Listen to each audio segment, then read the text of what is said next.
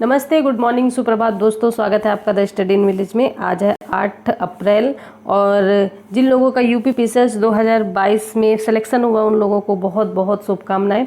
तो बता दें कि यूपी पीसीएस 2022 का फाइनल रिजल्ट आ चुका है और इसमें टॉप 10 में 8 लड़कियां हैं, ठीक है, जो कि एसडीएम के पद पर हैं और काफ़ी बड़ी बात है ये, ठीक है। लड़कियों के लिए एक काफ़ी अच्छी न्यूज़ है और प्रेरणा भी मिलती है ऐसे। तो आप लोग निरंतर तैयारी करते रहे। जिन लोगों को हो गया उनको बधाई, और जिन लोगों को नहीं हुआ वो डिमोटिवेट नहीं होना है। आप लोग निरंतर प्रयास करते रहिए, धीरे धीरे तैयारी करते रहिए और ज़्यादा कड़ी मेहनत करिए। आपकी मेहनत में कुछ कमी रह गई इसलिए आपका सिलेक्शन नहीं हुआ, तो आप थोड़ा सा और मेहनत करिए। तो आगे और मेहनत करने की ज़रूरत है, अच्छे से और मेहनत करिए आप, और आपका भी अगली बार लिस्ट में नाम होगा, ठीक है। तो चलिए, जो बच्चे इस वीडियो पे नए हैं आपको बता दिया जाए कि इस चैनल पे आपको 3 वीडियो देखने को मिलती हैं। एक सुबह करंट अफेयर्स की 8 बजे मिलती है जिसमें हम एडिटोरियल डिस्कस करते हैं। देखिए, फैक्ट जो होते हैं, फैक्ट क्वेश्चन तो काफ़ी लोग डिस्कस करते हैं, ठीक है। जो फैक्ट होते हैं वो यूट्यूब पे आपको बहुत सारे चैनल मिल जाएंगे फैक्ट डिस्कस करने के लिए, वन लाइनर। लेकिन आपको मतलब कि जो मेंस के लिए जो बड़े क्वेश्चन बनते हैं, जैसे कि यूपी पीसीएस में जो स्टेटमेंट वाइज क्वेश्चन बनते हैं, उनके लिए बहुत कम डिस्कशन किया जाता है। तो इसके वो जो क्वेश्चन बनते हैं वो कहाँ से आते हैं, तो वो जैसे कोई बड़ा सा आर्टिकल दिया है तो उससे उसके आंकड़े उठा लिया, कितना है, कैसा है, ये सारी चीज़ें। तो इस चैनल पे आपको फैक्ट बहुत कम बताया जाएगा, सिर्फ आपको कॉन्सेप्ट बताया जाएगा। आई थिंक कॉन्सेप्चुअल चीज़ें बताई जाएंगी, उसी में से आपका फैक्ट बनेगा। देखिए क्या होता है कि अगर आपको इतना सारा पढ़ना है और इतने सारे में फिर आपका पूरा मतलब कि एक ये है कि आप पूरा पढ़ लें, तो उसमें से जो फैक्ट है वो कॉन्सेप्चुअल, अगर आपका कॉन्सेप्ट क्लियर होगा तो आपका फैक्ट आराम से आ जाएगा। तो इसको आप ध्यान से देखिएगा।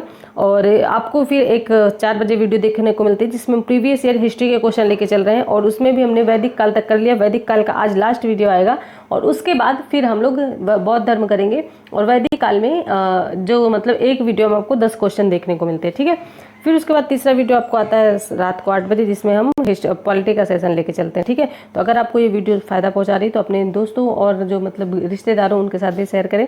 और एक चीज़ और है कि आप इसमें कुछ सजेशन दे सकते हैं, अगर आपको कुछ लग रहा हो कि कुछ ऐड करवाने की जरूरत है तो सजेस्ट कर सकते हैं।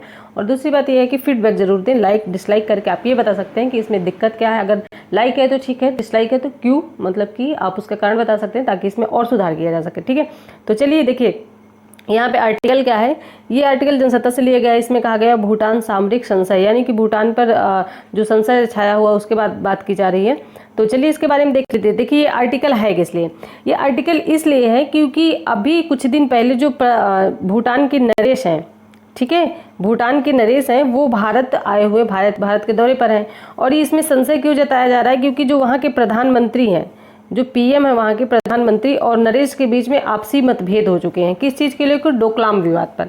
तो जो लोग निरंतर न्यूज़ सुन रहे होंगे या 2-3 साल से तैयारी कर रहे होंगे वो लोग डोकलाम का नाम सुने होंगे। तो डोकलाम विवाद है क्या, डोकलाम विवाद है क्या, तो इसके लिए चलते हैं हम लोग मैप की ओर। और ये है आपका मैप, देखिए इसमें समझने की कोशिश करिएगा। देखिए ये है 1 मिनट, हाँ देखिए, ये है चाइना, ये भूटान और ये इंडिया। ये इंडिया का सिक्किम वाला राज्य है और ये है डोकलाम। तो यहाँ से चाइना आके यहाँ क्लेम करता है, यहाँ पे क्लेम करता है और कहता है कि डोकलाम उसका है, ठीक है। तो अगर आप यहाँ पे ध्यान नहीं दे, मतलब कि कौन सा एरिया ये नहीं पहचान पा रहे होंगे, तो यहाँ पे आप देख लीजिए, ये उत्तर पूर्वी एरिया है, यहाँ की बात की जा रही है, ठीक है। तो अब ये कहता है कि वो उसका है। अब एक चीज़ बताइए, यहाँ से चाइना आके यहाँ कहता है कि उसका डोकलाम है, तो इसके जो इसकी बाहरी शक्तियाँ, मतलब कि बाहरी चीज़ें, ये उसके सैन्य शक्तियाँ जो हैं वो कौन देखता है, तो वो इंडिया देखता है, भूटान की, ठीक है। भूटान एक छोटी कंट्री है, बहुत ज़्यादा बड़ी कंट्री नहीं, शांतिप्रिय देश है। तो वो उसका चीज़ें कौन देखता है, तो इंडिया देखता है। तो आप लोगों ने सुना होगा कि जब यहाँ पे डोकलाम पर इसने क्लेम किया था तो तब यहाँ पे इंडिया की सेना काफ़ी ज़्यादा लगी तैनात थी और यहाँ पे इंडिया की सेना लगी हुई थी, ठीक है, और यहाँ पे चाइना की। तो यहाँ पे यही है आपका डोकलाम विवाद। अब चलिए आगे बढ़ते हैं। तो इसके लिए, और यहाँ पे भी आप देख सकते हैं, देखिए अगर आपको उसमें नहीं समझ में आया तो इसमें आप देख लीजिए, ये डोकलाम नहीं है, ठीक है। तो चलिए देखिए, पहले इसको देख लेते फिर हम बताते हैं। इसमें ये कहा गया है कि जो प्रधानमंत्री और जो वहाँ के नरेश हैं उन पर आपसी मतभेद हो गए हैं, तो वो कह रहे हैं अब आजकल की जो पीढ़ी है, आज की पीढ़ी है, वो पूरी कमान अपने हाथ में लेना चाहती है। और उसको लगता है, जो प्रधानमंत्री जी हैं वहाँ के भूटान के, उनको लगता है कि चाइना ऐसे ही मतलब कोई फालतू में कह रहा है। वो डोकलाम पर वो काल्पनिक मानते हैं कि ऐसा नहीं है, डोकलाम पर वो चाइना फालतू में कह रहा है, हमको अपने कंट्रोल में रहना चाहिए, इंडिया हमारी सैन्य शक्तियाँ मत दिखे, ऐसा कह रहा है। तो लेकिन नरेश इस चीज़ से सक्षम नहीं है, वो इंडिया के साथ और बेहतर संबंध करने की कोशिश कर रहे हैं। तो इसी चीज़ में मतभेद है। तो अभी कुछ दिन पहले यहाँ के जो नरेश हैं वो भारत आए थे और यहाँ पे उन्होंने राष्ट्रपति द्रौपदी मुर्मू जी से और प्रधानमंत्री नरेंद्र मोदी जी से बात की और फिर अपने मतलब कि आर्थिक चीज़ों के बारे में बात की। ये सारी चीज़ें हैं। तो चलिए अब डिस्कस कर लेते हैं। आपको मोटा मोटा समझ में आ ही गया होगा, तो अब हम देखते हैं कि क्या है। तो देखिए यहाँ पे बताया गया कि भूटान के प्रधानमंत्री जिनका नाम लोटे शेरिंग, तो आप इनका नाम याद रखिएगा क्योंकि क्वेश्चन में पूछा जा सकता है, ठीक है। लोटे शेरिंग और नरेश जिग्मे खेसर नामग्याल वांगचुक इनका नाम है। तो इनके बीच कूटनीतिक संबंधों में मतलब मतभेद हो चुके हैं और परेशान कर रहे हैं। इसमें ये कहा दरअसल भूटान प्रधानमंत्री विस्तारवादी चीन के अतिक्रमण को नजरअंदाज कर रहे हैं और उसको काल्पनिक बता रहे हैं, ठीक है, कि वो जो ऐसा कर रहा है कि पता है किसी भी देश के साथ जहाँ जहाँ चाइना का बॉर्डर लगता है, कोई भी देश के साथ उसका ऐसा नहीं कि बहुत अच्छे संबंध हो, सबके साथ उसका बॉर्डर विवाद रहता ही है। चाइना का पूरा एशिया कहता है उसी का है, ठीक है। तो यहाँ पे ये बताया जा रहा है और उसमें कहा गया भारत और तिब्बत के बीच बसे भूटान को सामरिक सुरक्षा के लिए बेहद अहम माना जाता है क्योंकि देश के हमारे लिए बहुत ज़रूरी है। आपने देखा है कि यहाँ पे इंडिया है और यहाँ पे भूटान है, यहाँ पे दोनों राज्य, इधर भी इसके इंडिया के राज्य, यहाँ पे भूटान तो इंडिया के राज्य यहाँ पे है और यहाँ से चाइना, तो भारत के लिए बहुत महत्वपूर्ण है, बेहद अहम माना जाता है। देश के पूर्वोत्तर राज्यों में चीनी खतरे से दूर रखने के लिए सिलीगुड़ी गलियारा और उसके बाद उसका बड़ा महत्व है। भूटान की भौगोलिक स्थिति उसे सुरक्षा कवच प्रदान करती है, ठीक है। उसकी भौगोलिक स्थिति, आपने भूटान की स्थिति देखिए भारत में एकदम सटा हुआ है, पूरा वो भारत के अंदर ही है। या इसमें थोड़ा सा साफ नहीं दिखाई दे रहा है लेकिन फिर भी आप देखने की कोशिश करिए, ये है भूटान। तो भारत की ये एक मतलब काफ़ी अच्छी स्थिति है भूटान की, ठीक है। उसके बाद यहाँ पे देखिए क्या बताया गया है कि ये कब से शुरू हुआ था ये सिलसिला। तो क्या हुआ था कि आज़ादी के कुछ वर्षों बाद 1949 में जवाहरलाल नेहरू ने, ठीक है, जवाहरलाल नेहरू ने किंग जिग्मे वांगचुक ने भारत और भूटान के मध्य मैत्री संधि पर हस्ताक्षर किए थे। कब किए थे? 1949 में। ये पूछ सकता है क्योंकि न्यूज़ में है, तो ऐसा पूछ सकता है कि कब किए थे, मैत्री संबंधी में स्थापित कब हुए थे? 1948 में, 1947 में, 1950 में। तो ये याद रखिएगा 1949 में, ठीक है। और जिसके अनुसार भूटान की सुरक्षा और विदेश नीति का संचालन भारत के हाथों में रहा 1949 से अभी तक। और इस वजह से भूटान और चीन के बीच कभी राजनीतिक संबंध नहीं रहे। भूटान और चीन के बीच कभी राजनीतिक संबंध इसलिए नहीं रहे क्योंकि उसका जो अंतर्राष्ट्रीय चीज़ें हैं वो सुरक्षा और उसके मतलब जो विदेश नीतियां हैं वो भारत के कंट्रोल में है, ठीक है, चाइना के, उसकी, भूटान की। उसके बाद चीन के बीच कभी राजनीतिक संबंध इसीलिए उसके साथ नहीं रहे, मगर पिछले कुछ वर्षों में स्थितियां बदल रही और अब भूटान की युवा पीढ़ी भारत पर निर्भरता को कम करने की बात कहने लगी है। तो यही सारी चीज़ें इसमें बताई गई जो कि मैंने अभी मोटा मोटा आपको बता ही दिया है। और इसमें देखिए बता दिया है कि कुछ दिनों पहले भूटान के प्रधानमंत्री लोटे शेरिंग एक साक्षात्कार में भूटान की सीमा पर चीनी अतिक्रमण के तथ्यों को खारिज कर दिया। उन्होंने कहा चीन ऐसा नहीं कर रहा, ठीक है। तो डोकलाम के एक अंतर्राष्ट्रीय सीमा है और भूटान की जमीन पर कोई चीनी निर्माण नहीं कर सकता। उन्होंने दावा किया है, जो लोटे शेरिंग है वहाँ के प्रधानमंत्री, कि भूटान की जमीन पर कोई भी चीनी मतलब कोई भी व्यक्ति यहाँ पे स्थापित कुछ नहीं कर सकता, दावा नहीं कर सकता। उन्होंने उसको खारिज कर दिया कि ये काल्पनिक है।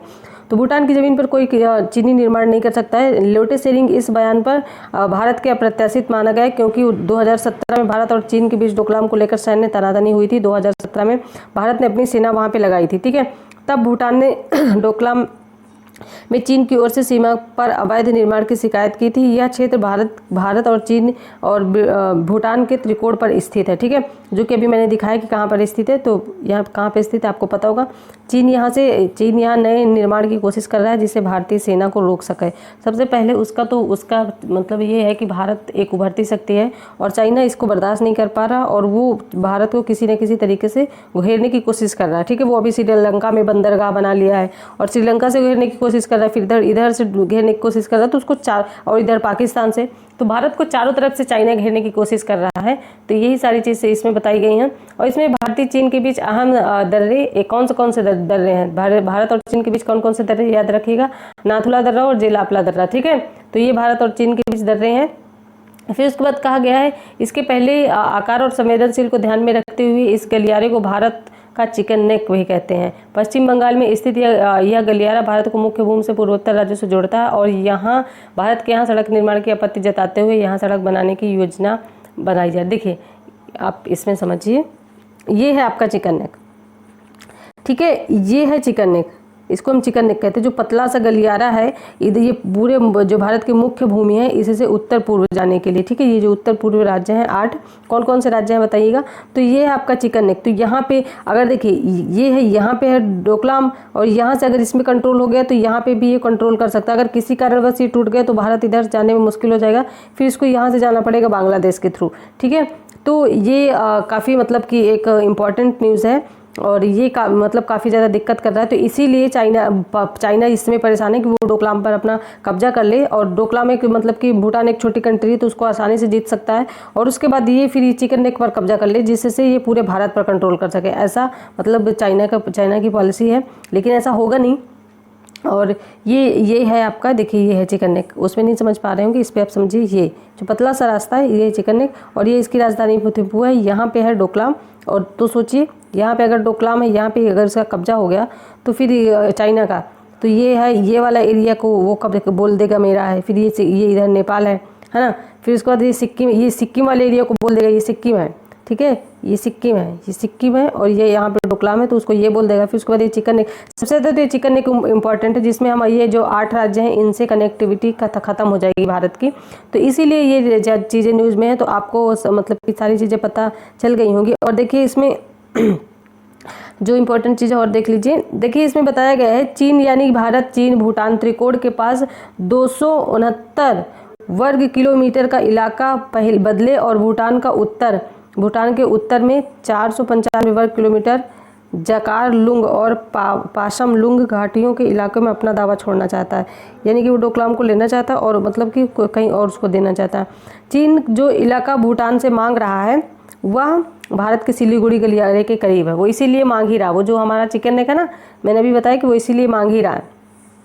और उसके बाद क्या है, सिलीगुड़ी गलियारे जिसे चिकन नेक्स भी कहा जाता है, भारत के लिए बहुत महत्वपूर्ण है। वह उसे पूर्वोत्तर राज्यों तक पहुंचाने के लिए सुरक्षित रास्ता देता है, और अगर चीन सिलीगुड़ी गलियारे तक पहुंचने में कामयाब हो जाएगा तो भारत के पूर्वोत्तर राज्यों की सीमा पर सुरक्षा संकट गहरा हो सकता है, और चीन के बाद चुम्बा घाटी तक रेल लाइन बिछा सकता है। ठीक है, आपको ये सारी चीज़ें क्लियर हो गई होंगी जो भी है इसमें, क्या न्यूज़ में था, क्यों न्यूज़ में था।